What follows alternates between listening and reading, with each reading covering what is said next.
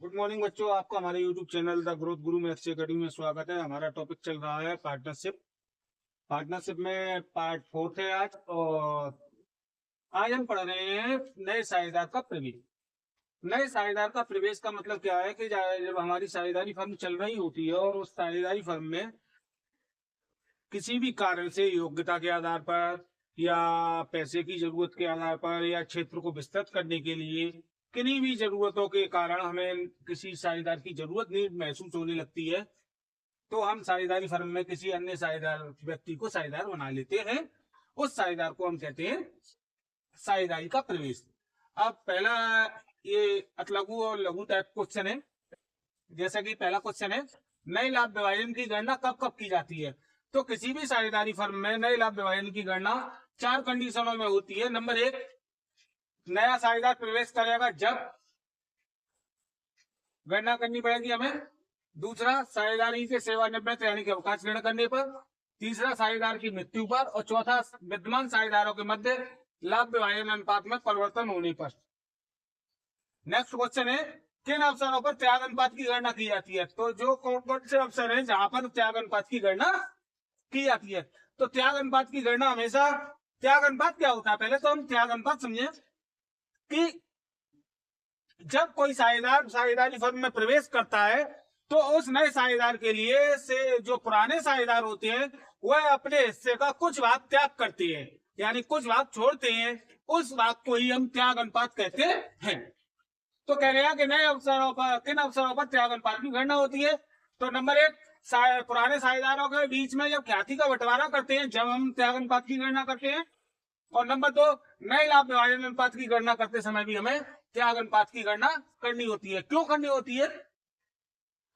आपने न्यूमेरिकल करे होंगे तो देखा होगा कि जो सैक्रिफाइस रेशियो है, सैक्रिफाइस रेशियो की कैलकुलेशन के आधार पर ही हम गुडविल को डिस्ट्रीब्यूट करते हैं पार्टनरों में। जिसने जितना सैक्रिफाइस किया उस आधार पर उसे उतनी ही गुडविल दी जाएगी। ठीक है। नेक्स्ट क्वेश्चन, त्याग अनुपात और लाभ प्राप्ति अनुपात के मध्य दो अंतर बताओ। लाभ प्राप्ति अनुपात कब निकलता है और त्याग अनुपात कब निकलता है, पहले तो हम ये समझे दोनों। त्याग अनुपात साझेदारी फर्म के में साझेदार के प्रवेश के समय निकलता है और लाभ प्राप्ति अनुपात जो है वो साझेदारी फर्म में जब कोई साझेदार अवकाश ग्रहण करता है या मृत्यु हो जाती है उसकी, जब कैलकुलेट करते हैं। तो इतना क्लियर हो गया। अब अंतर आपकी समझ में आ गया। वैसे ही फिर भी देख लीजिए, त्याग अनुपात से साझेदारों के अनुपात में कमी आती है, यानी जो साझेदार थे पहले, जब कोई नया साझेदार आएगा तो उसको हमें हिस्सा देना होगा, तो हमारे जो पुराने साझेदार हैं उनके अनुपात में कमी आ जाती है। जबकि लाभ प्राप्ति अनुपात से साझेदारों के अनुपात हिस्से में वृद्धि हो जाती है। क्यों हो जाती है? क्योंकि जो पहले से साझेदार थे उनमें से कोई एक साझेदार फर्म को छोड़कर जा रहा होता है। ठीक। तो जो उसका हिस्सा है वो पुराने साझेदारों में बढ़ जाएगा तो अनुपात में वृद्धि हो जाएगी। त्याग अनुपात की गणना साझेदार के प्रवेश के समय की जाती है, जबकि लाभ प्राप्ति की अनुपात की गणना साझेदार के अवकाश ग्रहण या मृत्यु पर होती है। नया साझेदार ख्याति के लिए राशि क्यों देता है? क्वेश्चन अभी मैंने ऊपर बताया था कि नया साझेदार ख्याति के लिए राशि क्यों देता है। जब कोई नया साझेदार फर्म में आता है तो वह पुराने साझेदारों के हिस्से में से लाभ लेता है, जिससे कि पुराने साझेदारों के लाभ में कमी हो जाती है। यह इसलिए होता है क्योंकि लाभ विभाजन अनुपात में परिवर्तन होता है। लाभ या अनुपात में कमी की क्षति को पूरा करने के लिए ख्याति की राशि क्षतिपूर्ति के रूप में नए साझेदार के द्वारा दी जाती है। वैसे तो आप इतना ही लिख देंगे तो भी ठीक है, मगर चाहे तो लिख सकते हैं कि क्षतिपूर्ति के रूप में दी जाती है। किसके द्वारा? नए साझेदार के द्वारा। नेक्स्ट है छिपी हुई ख्याति, गुप्त ख्याति। यहां मैंने लिखा नहीं है, गुप्त ख्याति के नाम से और जाना जाता है क्वेश्चन। छिपी हुई ख्याति, गुप्त ख्याति या अतिरिक्त ख्याति क्या है?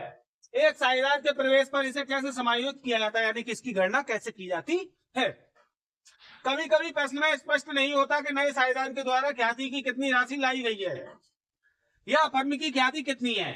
इसके बावजूद भी प्रश्न में ख्याति का मूल्यांकन करने के लिए कहा जाता है। ऐसी स्थिति में प्रश्न में छिपी हुई ख्याति होती है।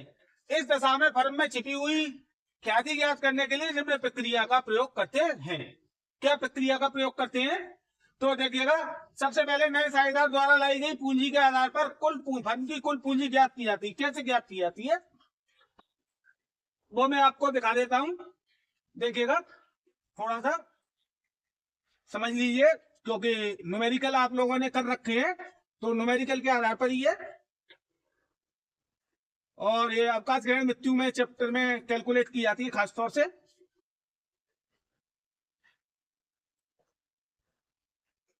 देखिएगा, जैसे कि मान के चलिएगा 1/8 लाख के लिए साझेदार आया ए, और वो रुपए लाया 16,000।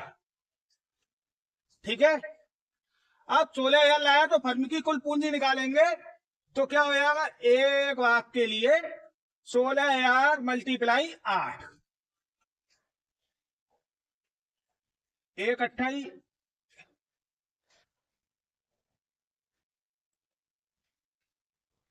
1/28। ठीक, 1,28,000 फर्म की कुल पूंजी आ गई। अब मान लीजिएगा बी और सी पहले से थे, बी और सी पहले से थे, तो बी की पूंजी सभी एडजस्टमेंट करने के बाद में 30,000 थी,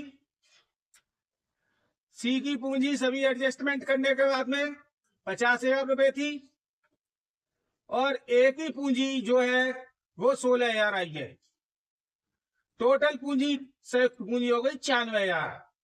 क्या हो गई है? संयुक्त पूंजी।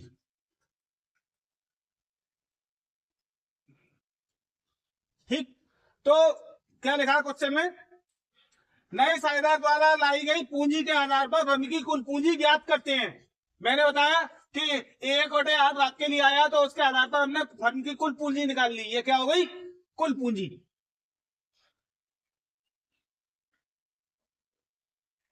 कुल पूंजी कैलकुलेट कर ली 1,28,000।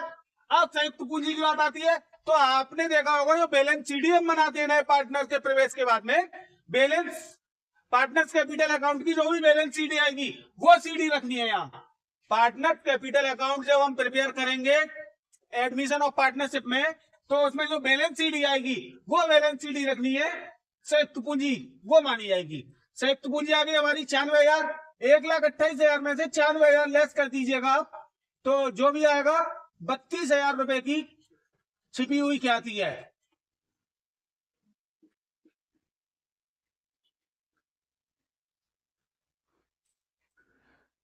दूसरा, इसके बाद पुराने तथा नए साझेदारों की संयुक्त पूंजी निकाली जाती है। यदि प्रश्न में चिट्ठा हो तो संपत्तियों के पुनर्मूल्यांकित योग में से दायित्वों के पुनर्मूल्यांकित योग को घटाकर पुराने साझेदारों की कुल पूंजी ज्ञात कर ली जाती है। नए साझेदारों के द्वारा लाई गई पूंजी के आधार पर ज्ञात की गई कुल पूंजी में से नए तथा पुराने साझेदारों की संयुक्त पूंजी घटाकर छिपी हुई, गुप्त या अदृश्य ज्ञाति की राशि निकाली जाती है। बात यहां तक समझ में आई? तो नेक्स्ट क्वेश्चंस। पुनर्मूल्यांकन खाता क्या है? पुनर्मूल्यांकन खाता जो होता है वो लाभ हानि खाते की तरीके से बनाया जाता है, जैसे रिवैल्यूएशन अकाउंट बोलते हैं इसे। जैसा कि इसके नाम से स्पष्ट है, रिवैल्यूएशन यानी कि द्वारा से वैल्यूएशन करना। जब कोई साझेदार साझेदारी फर्म में प्रवेश करता है या अवकाश ग्रहण करता है या उसकी मृत्यु हो जाती है, तो संपत्ति और दायित्वों का द्वारा से मूल्यांकन किया जाता है, क्योंकि कुछ संपत्तियों की कीमतें कम हो जाती हैं और कुछ संपत्तियों की कीमतों में वृद्धि हो जाती है। वहीं कुछ दायित्वों को हमें कम भुगतान करना होता है, जबकि कुछ दायित्व ऐसे होते हैं जिनको हमें भुगतान ज्यादा करना होता है। इसीलिए हम पुनर्मूल्यांकन खाता बनाते हैं। जब पुनर्मूल्यांकन खाता हम बनाते हैं, तो पुनर्मूल्यांकन खाता जो बनाने का तरीका है वो तो आई थिंक मैं समझता हूँ सभी को आता होगा। नहीं है तो भी मैं आपको पहले बना के दिखा देता हूँ।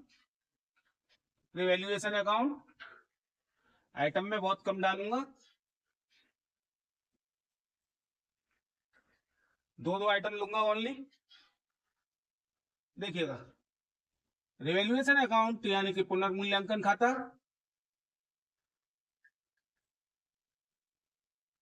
और जो भी अकाउंट्स के स्टूडेंट्स होते हैं, फर्स्ट चैप्टर है ये, मूल्य पुनर्मूल्यांकन खाता हर एक को आता होगा।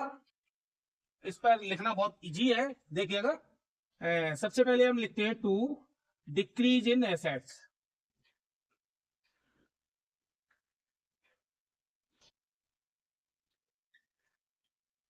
एसेट्स यानी कि संपत्तियों के मूल्य में कमी।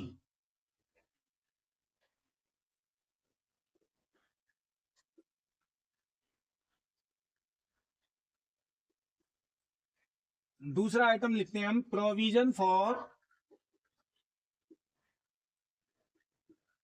Bad debts.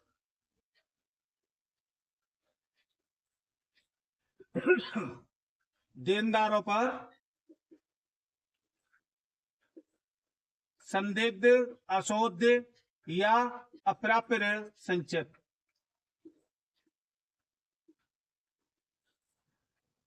तीसरा आइटम लिखते हैं हम इंक्रीज इन करंट लायबिलिटी।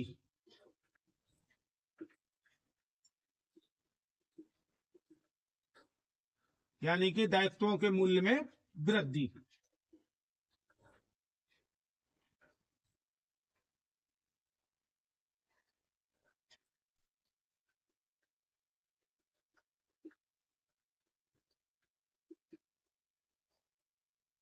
चौथा आइटम हम लिखते हैं अनरिकॉर्डेड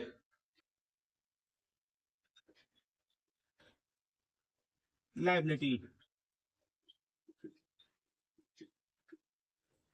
अलिखित दायित्व।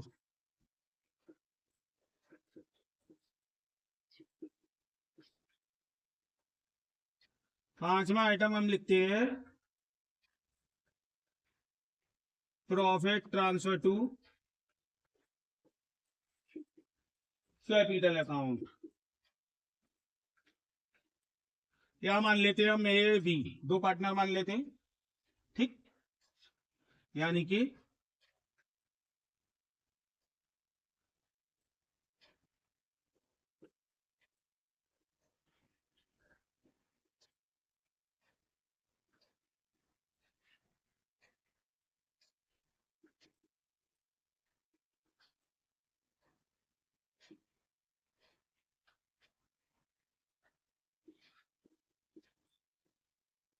ठीक। बाई में यदि हम आए तो सबसे पहला होता है इंक्रीज इन, अपोजिट होता है ये side, increase in current assets, संपत्तियों के मूल्य में वृद्धि।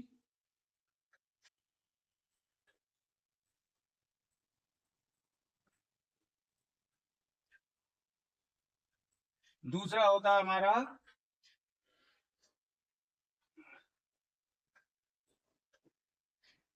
डिक्रीज इन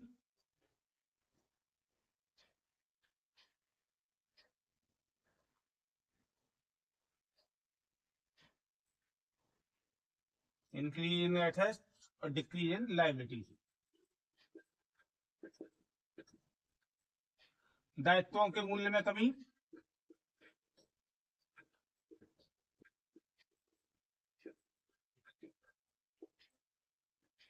तीसरा अनरिकॉर्डेड लायबिलिटी एसेट्स, अलिखित संपत्ति।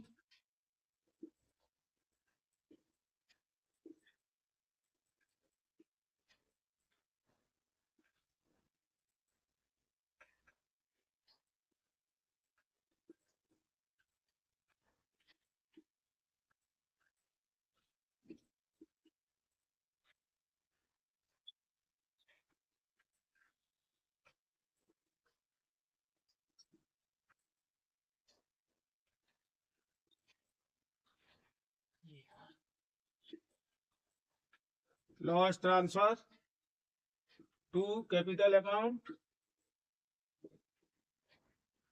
ए और बी, ठीक। तो ये हमारा बन गया रिवैल्यूएशन अकाउंट, जैसा कि अब हम इसके बारे में समझिएगा। पुनर्मूल्यांकन खाता लाभ हानि खाते की तरीके से बनाया जाता है, भांति बनाया जाता है। यह संपत्तियों के पुनर्मूल्यांकन एवं दायित्वों के पुनर्मूल्यांकन के समय बनाया जाता है, जब कोई साझेदार साझेदारी फर्म में प्रवेश करता है या अवकाश ग्रहण करता है या उसकी मृत्यु हो जाती है, उस टाइम पर यह बनाया जाता है। इसका उद्देश्य संपत्ति एवं दायित्वों का पुनर्मूल्यांकन करना होता है। इसके डेबिट साइड में संपत्तियों के मूल्य में होने वाली कमी, देनदारों पर होने वाला संदिग्ध ऋण संचय, दायित्वों के मूल्य में वृद्धि, अलिखित दायित्व तथा पूंजी खाते लाभ की राशि पूंजी खाते में हस्तांतरित, ये 4 पॉइंट आते हैं।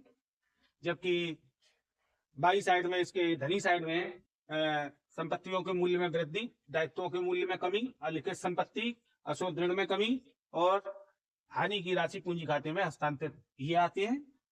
इसी के साथ चैप्टर 2 यानी कि साझेदारी फर्म में नए साझेदार का प्रवेश कंप्लीट हुआ आपका थ्योरी में।